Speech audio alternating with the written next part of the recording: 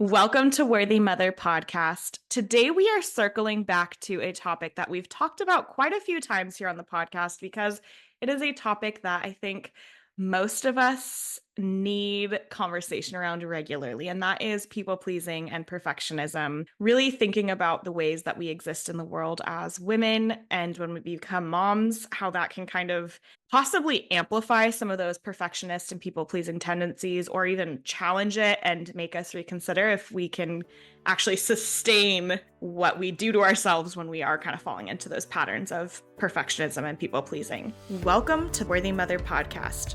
I'm your host, Emily Hardy, a mom of two on a mission to help moms everywhere feel less alone. This is not a parenting podcast. Instead, it's a space for pushing back against societal expectations of perfection and embracing self-compassion in your motherhood journey. Let's get into it. So today, joining us for this conversation is Sara Bybee Fisk. She is a master certified coach and an instructor who teaches women how to tame the rampant people-pleasing, perfectionism, and codependency that is causing them so much frustration and resentment, using the lenses of feminism and the tools of somatic experiencing and internal family systems in her work. Sara describes herself as an anxious optimist and a born-again feminist, and she is also a wife and a mom of 5. Sara, welcome to Worthy Mother podcast. I am so excited to dig into this with you.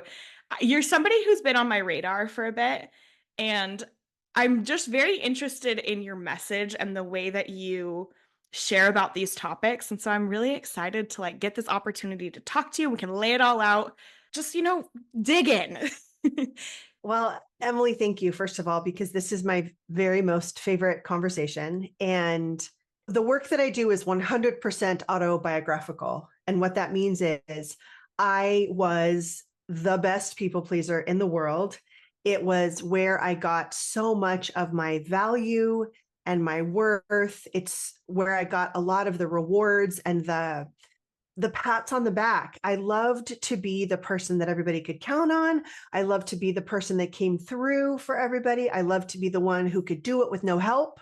And for a long time, that actually made my life feel very meaningful. And so for a lot of the women who are listening, it's confusing because that work does feel meaningful. It feels so great to be the one who gets everything done that your children need, who searches out and provides the best opportunities for them. And the only other thing that I want to introduce into this conversation is not that that is bad, because if I've learned one thing, it's that people pleasing or some of the things that we see as people pleasing are actually parts of healthy human relationships.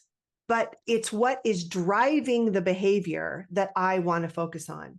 Because from the outside, you can't actually tell if something is people pleasing or not. If I show up on your doorstep and I've made you some cookies, all it looks from the outside is like, I'm on your doorstep with cookies. But internally, that could be driven by love for you, maybe concern for you, wanting to connect with you. Or it could be driven by a panic that you don't like me as much anymore, or that maybe my friendship doesn't mean as much to you as more, or a need to be noticed by you, a need to be thanked by you, a need to perform goodness for you. And so what I really want for women is the ability to just pay attention to the internal experience that we are having when we do these things, because people pleasing is not bad. Like if you like this scenario that I've got going, if you and I are friends, if you love chocolate chip cookies, I want to know that. I want to do that for you sometimes. I want to show up for you and comfort you. But where it begins to take a turn into the resentment and the stuckness that so many women feel is when that internal experience is driven by fear, by wanting you to think certain things of me, by being afraid that maybe I don't have a place in your life anymore. That's when I really want to pay attention to it, because as women, we are so used to feeling the discomfort of resentment and fear and shame and guilt. And I don't want that for women, right? I want us to feel the confidence of belonging. I want us to feel the safety of knowing that we know who we are and we love who we are. Because when women bring that to their relationships, everything is different. Everything gets better. Everything feels secure and doable in a way that I think so many of us women want, but we just don't know how to get. Yeah, I mean, as you're saying that, I'm thinking about how, for me, the idea of people pleasing is so deeply ingrained in my childhood. It was like I showed up Yeah. as this good rule follower and got praised for that. And that was part of my identity. And so as Yeah. you grow, it's hard to really wrap your mind around like what actually is part of my personality, part of me, and what is something that I've just taken along because of these ways of existing in relationship with other people. And is there a clear line on that, right? Because our experiences do inform our personalities and they inform what we like to do and what we do. And so it's an interesting conversation to have then of like, how do we actually start to look at that and understand, well, what parts of these are causing frustration and resentment? Is it because of because I'm just stressed and overwhelmed with everything else? Or is it because of I'm actually trying to do these things for people, trying to perform a certain way for people because I want to appear a certain way and whatever I get back from that, XYZ feels like something I have to have. I'm addicted to that feeling of being needed or of being praised, whatever it is, right? How do you start to break that down and identify those pieces of like, I don't want this to be carried along with me anymore? That is that is the heart of the question, right? That we're asking and trying to answer is how do I decide, first of all, if I have never been taught how to know what I want as separate from what everybody else wants, how do I know the difference? How do I know if I'm doing what everybody else wants or what I want? And the simple answer, and simple does not mean easy to me, is that I have to reconnect to myself Mm-hmm. deeply. I have to get to know who I am and what I want and why I want it in a way that we're never taught to. And the work of that reconnection isn't linear, right? It doesn't follow a to do list. First, you do this, then you do this, then you do this. It is a process of learning to separate. Okay, these are the roles that I was given throughout my life. These are all the rules that I was taught to obey. Okay, those are the rewards that I got for following those roles and rules. And now that I have the capacity to make me, separate myself from them a little bit, what do I think of that? Do I like that? Do I like that role? Would I choose it for me today? Would I keep that rule for me today? Why or why not? And it's that sifting of like, what is them? And that's all the thems, like my parents, my religious leaders, my coaches, my school teachers, the school librarian who used to always give me a sucker because I always brought my books back on time, right? Like all of the people who rewarded me for being quote unquote good, they are going to stand over there for a second. And I am going to get to know me. And it's not, like I said, an easy process, but when it comes down to its basic to do, it's understanding who I am in relationship to everyone else and honoring more of me a little bit at a time, letting a little bit more of me show up as I get comfortable with that. Because in the beginning, it's very uncomfortable, Mm-hmm. right? One of the things I noticed when I started to do this work is that I didn't have a lot of my own personal opinions about things because how can you have opinions when it's not safe to share them? Right. And so I lived in a world where my opinions were not always safe to share. So, of course, I didn't have them. So, I had to create a safe place in me to form an opinion that might be different from other people. And then I had to practice letting that opinion come out a little bit at a time, maybe in conversations with people that I felt really safe and connected with. And then when that felt good, maybe sharing that opinion in a wider audience where it didn't always feel safe, but I was now able to kind of tolerate that feeling. So it's learning who you are through connection and then letting that out a little bit at a time as it feels safe and comfortable.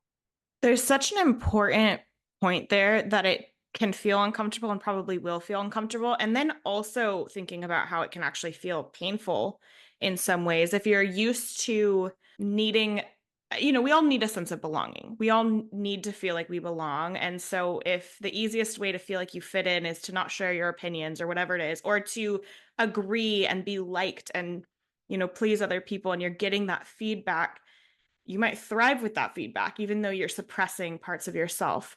There may be a lack of that positive feedback when you choose to say, no, I'm not doing that anymore. Or there may be, actual pushback or anger or disappointment from other parties when you share an opinion that is like, you know what, actually, I disagree, or actually, I'm going to do it a different way. And that's hard to then say, okay, this is worth doing this because, we're so used to just getting along, making it easy for ourselves. What do you have to say to somebody who might be feeling like in their own life that is a problem? Absolutely. And what you have just named is the central tension that I work through with clients Mhm. all day long. And I'm going to put it into some different words. People pleasing is uncomfortable. You're overcommitted, you're overwhelmed, you're feeling taken for granted, you're doing things you don't really want to do, you're pretending, you're performing, you're feeling guilty and resentful. That is uncomfortable.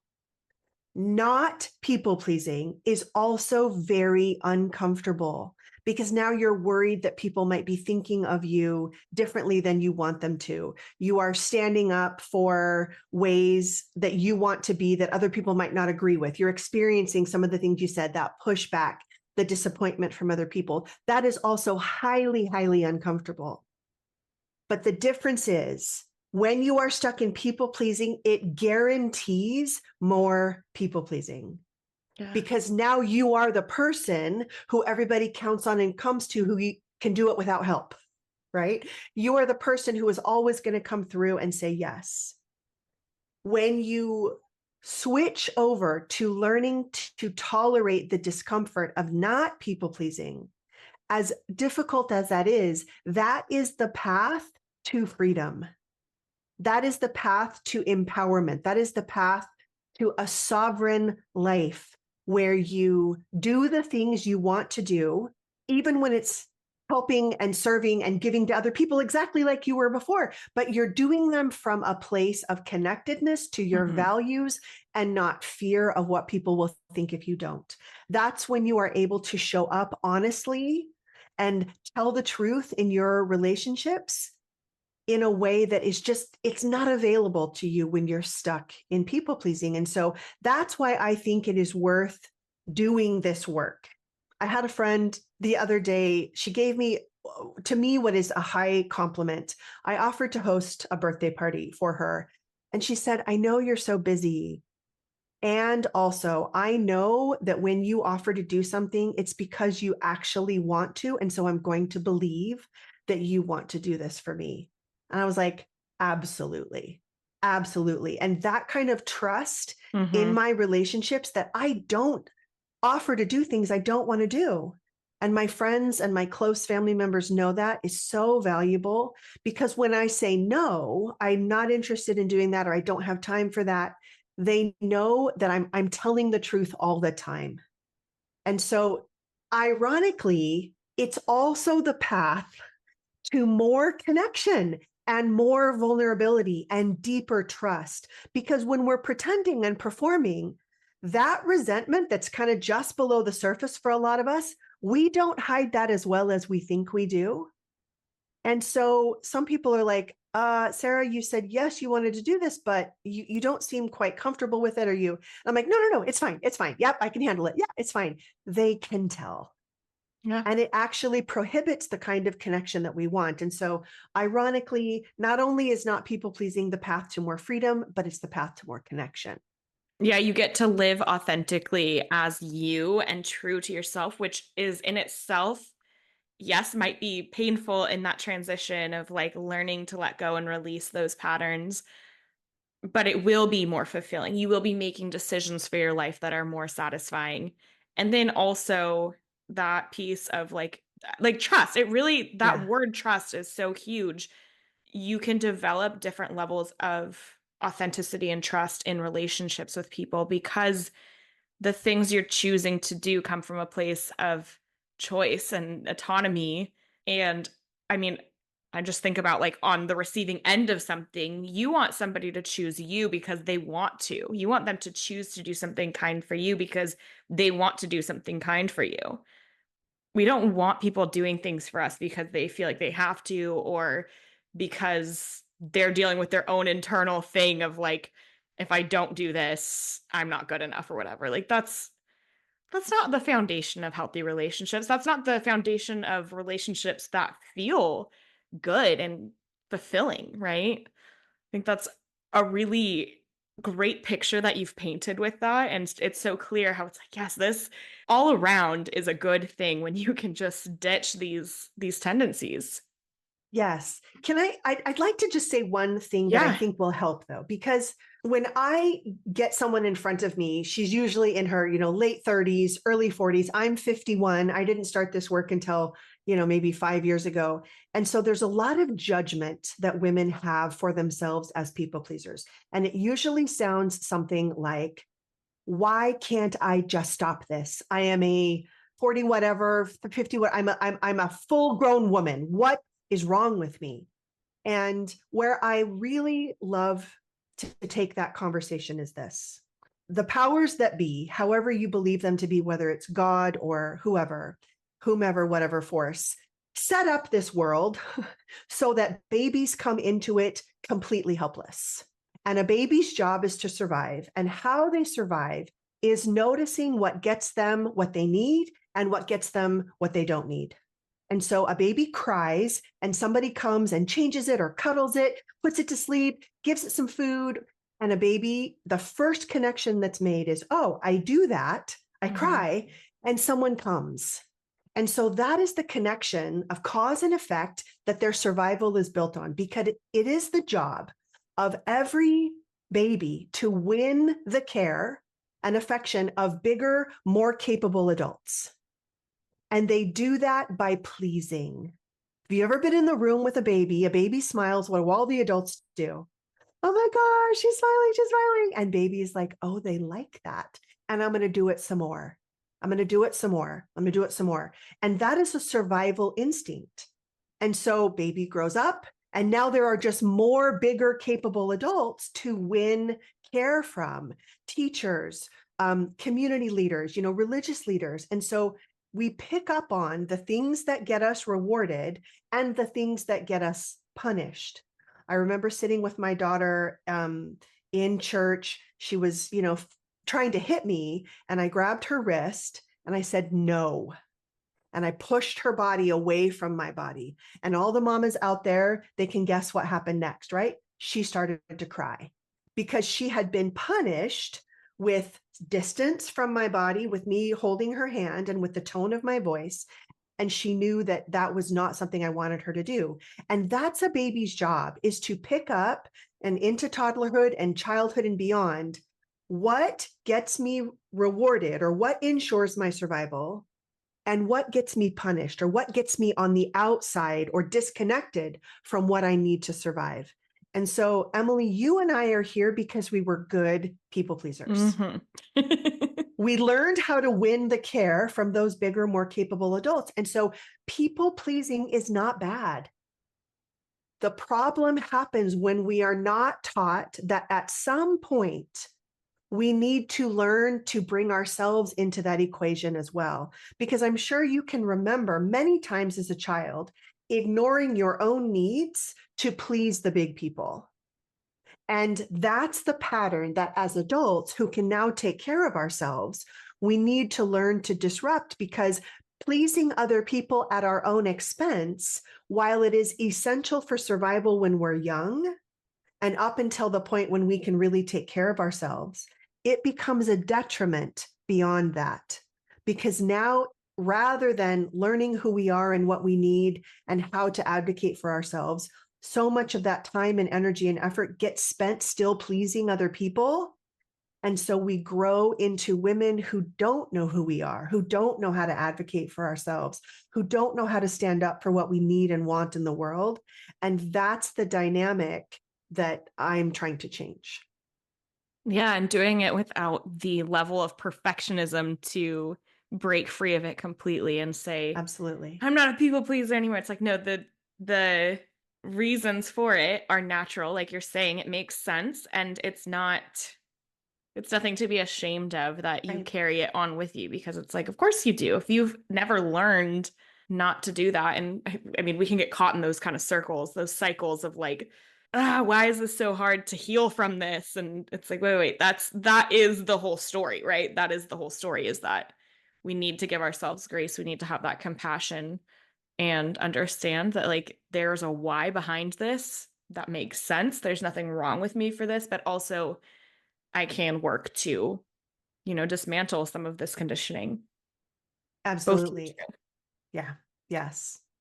One thing that, comes up a lot is how people pleasing and perfectionism can kind of come along with us into motherhood in very big, notable ways. And I'm curious if you can speak to that, maybe in your own experience or with moms you've worked with, how people pleasing can show up and why, and even like what the issues may be with that in motherhood. Absolutely. So often we grow up and have children, and then those children just become the next group of people that we have to please. And some of this has to do with what your view of parenting is. I grew up with parents who believed that the thing I needed to do was obey them, that obedience was the way that I showed them I loved them and the way that I made their life easier. And so I had to do some unraveling of what do I believe my role is for my children? Is it to shape them? Is it to make them be the kind of people that I think they should be in the world? I certainly have values, right? I certainly have things that I believe. What is the relationship of me and my values to these humans? Are they separate from me? Are they, what is my role? And so I made the transition from believing the same thing my parents did, really, that my children's job was to obey me and to follow the path that I set out for them, to realizing that these tiny humans were not quote unquote mine. They were theirs. They were humans, right? And they needed my care. I needed to keep them safe. They don't get to run out in the road. But what of themselves do they get to express? And how can I honor that? Because if you're a mom, you know your kids have their own personalities. And that as much as we would like to shape and prune and trim little parts of that personality, there is something about that to me that feels wrong. My job is to keep them safe. My job is to give them an experience with my values, while I also honor the fact that someday they might choose something different, and to make that okay. It is actually what I believe, and said to my daughter. I have one daughter and four sons. Someday it will be your job to disappoint me, Mm-hmm. to maybe not choose something that you think I would choose for you. And for you, what I want for you is to be able to hold yourself at the same time that you trust me as somebody who loves you to give you maybe some input and advice. And so I have tried to raise them that way. And here's what that means: it means acknowledging that I'm getting 10 things right and 10 things wrong all at the same time. And some of those things I'm getting wrong, I know, and I'm working on them. And some of the things I'm getting wrong, I don't even know because I'm just not aware of it at this point. Some of the things I'm getting right, I know I'm getting them right and I'm doing them intentionally. And some of the things I'm getting right are just lucky. And so if we can exist together in this space where we believe we are both people who are deserving of a place of equality in our relationships, while I'm still your mom, and yes, you do have to be home by 10 because that's your curfew right now, I think we're going to be okay. The way that all starts with really getting clear on what you believe your role is, and not even just your role in that relationship, but like what it means to be human, what it means to be like born into this world and develop your personality and develop the things, and how, yes, as a parent, sometimes those little pieces that our kids bring to the table we cannot relate to. They might trigger us. They very likely will trigger us. There's all kinds of things that can happen that then we're taking our experiences that come from our parents' experiences, that come from their parents' experiences, and trying to figure out how to navigate this. And it's all a learning process, but you have to stop and get clear on what you actually believe your role is in their development, to have that moment of, okay, do I want them to feel like they constantly need to please me? What is the purpose of that? What is the value of that then when they go out into the world and, feel like, oh, they have to go to college because that's the expectation, when really the thing that would serve them the best in life would be to do this other thing. And if they make that choice, am I going to be so deeply disappointed that it ruins our relationship? There's a lot to consider. And obviously that's like one example that's very like concrete, but it can happen in so many ways. And I don't know that when we're in the thick of raising children, it's something that, I mean, I think about that a lot, of like, how do I, navigate? I have a 6 and a almost 4-year old, and my 6-year old's personality is just so big, so different than mine. Like, I tell people, like I have a hard time relating to him on certain things. And that can cause a lot of friction. It can cause a lot of pain in the relationship. And I'm trying to learn how to navigate that without putting my stuff on him and, trying to change him. But the way you've said that, I'm like, I don't know that I've ever thought of it quite like that, of like, what is my role in shape, and not even in shaping him, but in providing care for him. I mean, that really, I think what it comes down to is, it's like, we're there to provide care. That may look like having expectations and rules, and then we also are there to develop that relationship. But that relationship doesn't have to be based on them pleasing us, or on us pleasing them, or on us pleasing others in society and doing things all aligned with this societal norm, this standard of perfection that's out there. And that's a lot. That's a lot to like then take in and say, okay, what does that actually look like? Actually, like in action, that might be quite complex, but it's a great little mindset to take on. And I'm gonna think about that for a while. One of the things that guides me a lot is that humans need three things: Mhm. connection, safety, and dignity. And I try to think about that because my kids, I have a 23-year-old daughter, I have 22-year-old twin boys, I have a 16-year-old son and a 15-year-old son. And it is not always possible to have constant connection, because sometimes safety is the biggest issue. Mhm. And you have to step in and make sure your kids are safe. But I can always do it in a way where I try to preserve their dignity as a human, where I am not shaming or blaming or judging or criticizing them, where I am showing up in as much connection or desire for connection as I can, while I say, this thing that happened is not consistent with the kind of rules that we have, the type of way that I, as an adult, know you as a child still need to be kept safe in this world. So I bring that up because it is a constant, there aren't rules that you can just follow. There's no to-do list for this, which is why I think it is so vital that women create and maintain a connection to themselves, is because I know in my heart how I am showing up matters the most. Because if I'm trying to pretend on the outside that I really love you, but I'm shaming and blaming you, you're going to know. If I am trying to pretend on the outside like this is about your safety, but I'm really just trying to control you, they're going to know. And so that deep connection to myself that helps guide my decisions about how to please or not please other people, it also is the most important thing when interacting with my kids, because our responsibility is different there. The needs that they have from us as their parents are different than the needs that our friends and our maybe other adult family members need from us. And so that connection is still the most important thing, no matter what. When you said that the third thing is dignity, it's like it clicked. I got like Yeah. chills of like, Yes, like that's it. And I think it's safe to say that for many of us, that's not necessarily how we were brought up in the world with the Correct. preservation of our dignity, whether it's parents or just the system that we grew up in. And, Yeah. exactly what we were saying, where it's like, don't share your opinions because they're not worthy of anything. And that those messages that come to us, there can be a lack of preserving dignity or even allowing you to feel like you have any.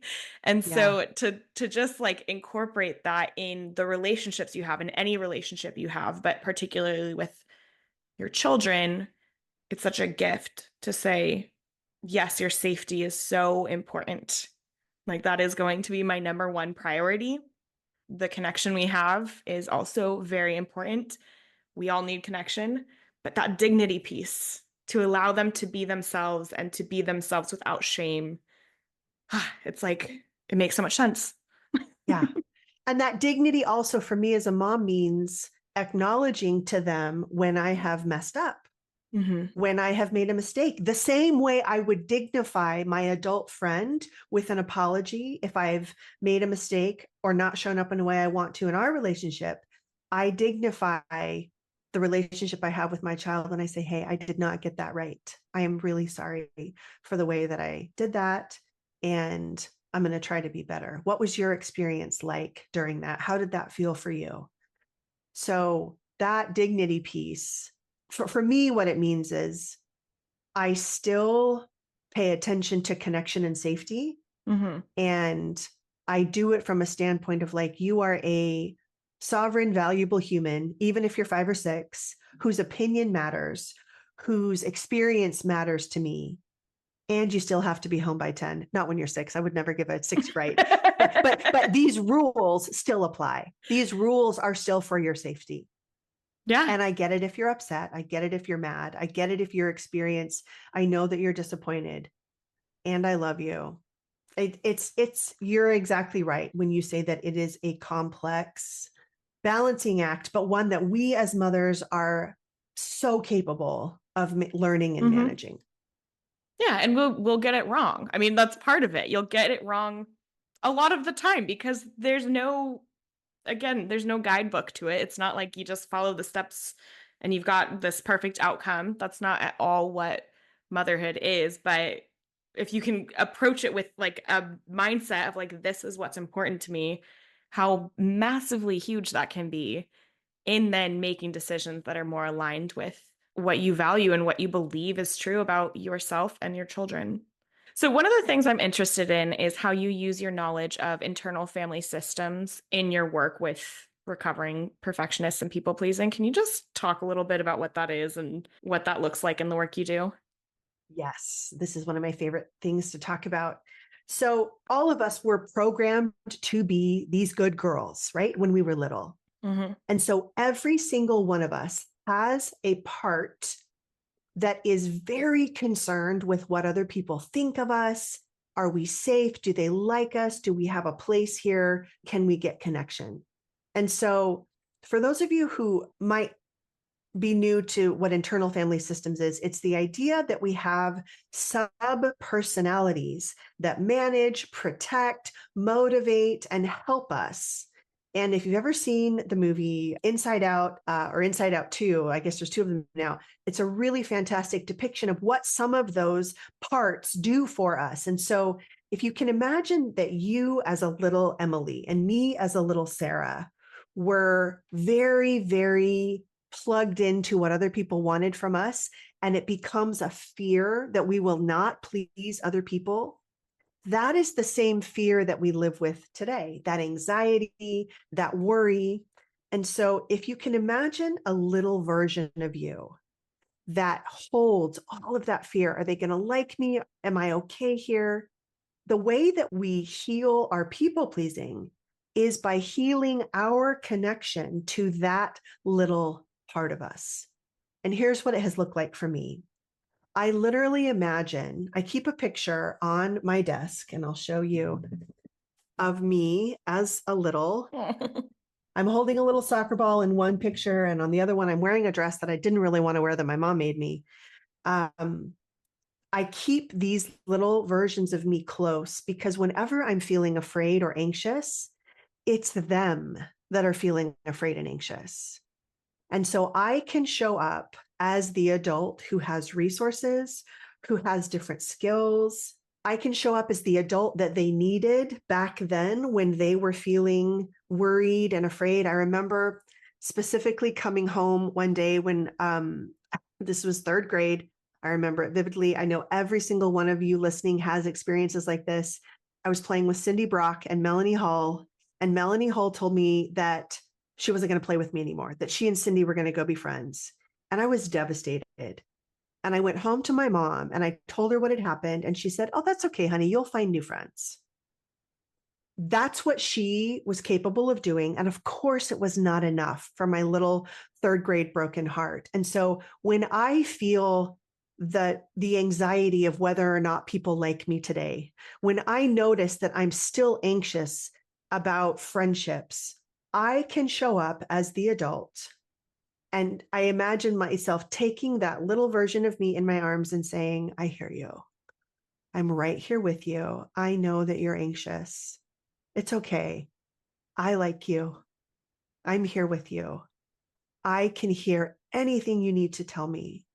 And I can actually listen to that little part of me that is wringing her hands and worried. And what about this? And what if they don't like this? And I can just say, "I hear you. Yeah. Yeah, that's a lot to be worried about. And what you need to know is that I am here with you and I like you and I think you're pretty great and I want to be friends with you." And then I can actually feel in my body right now, because that part for me is very real. I can feel her relax. I can feel the relief that she has, knowing that an adult, a capable, wise, loving adult is here with her, and that she doesn't have to carry that anxiousness alone. Because that anxiousness is part of life. That's a real part of the human experience that I don't know that it ever goes away. I still have it. I've been doing this for years and years, right?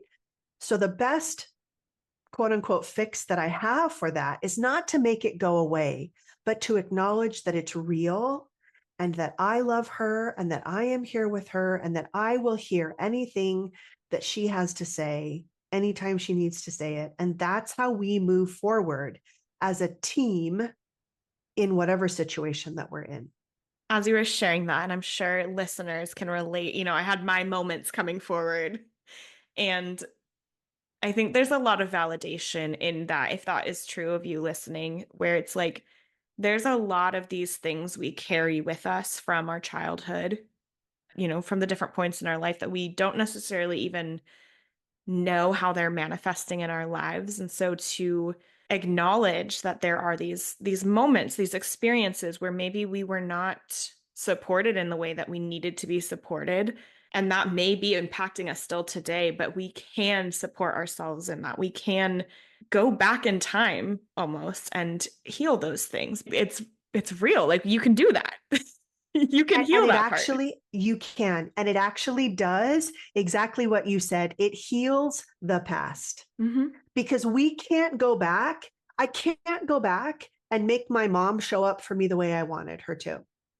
And even though she loves me and she was trying to do her best, it wasn't what I needed at the time. But I can go back and I can provide that loving, curious, compassionate, open hearted response that I needed for myself. And it does heal it.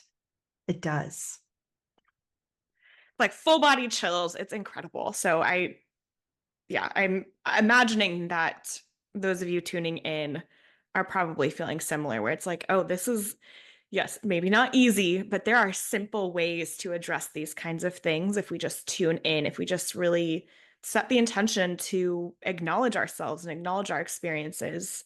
There's a world in which we're not feeling so bogged down by what everybody else thinks and by getting it right all the time, which is important because it can feel sometimes like that's the way it's always going to be. Yeah.